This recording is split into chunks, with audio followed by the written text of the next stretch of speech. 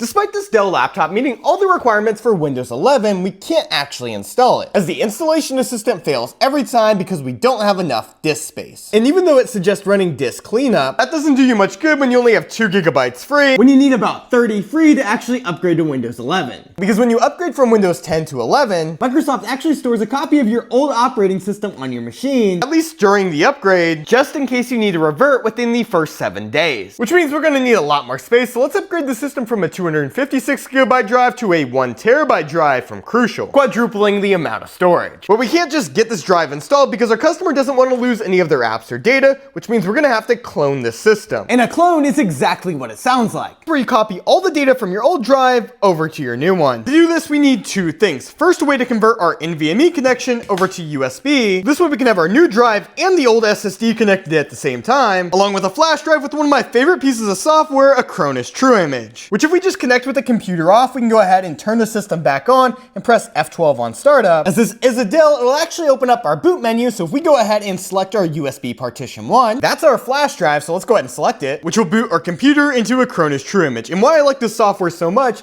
is that if you go to Tools and Utilities, you can click Clone Disk, which allows us to select our internal drive as our source and our brand new drive as our destination. And with all that selected, we can now let Acronis do its thing, where it will create a one-to-one copy of all the data internally on that drive over to our brand new one, so that it will actually be bootable and work just like the old drive, just with more storage this time. This way our customer doesn't lose any of their apps or data. Our new disk successfully cloned. Let's go ahead and shut the system off so we can open it up. And before we do absolutely anything, the first thing you always want to do when working on a laptop is disconnect your battery, as it will prevent your system from accidentally turning on while you're working on it. So that disconnected, we can now find our little tiny SSD, unscrew, and remove. New SSD is actually much larger in size, as we're going from a 2230 drive to a 2280, which means it's 80 millimeters long rather than 30. Also need to adjust our mounting point, as right now we'd have nothing to screw our drive down with. To adjust this, it's pretty easy. You just slide it out of the way. With this little piece that we pulled out, we're gonna want to come over to where it says 2280 and actually flip it around so the screw hole is on the far side,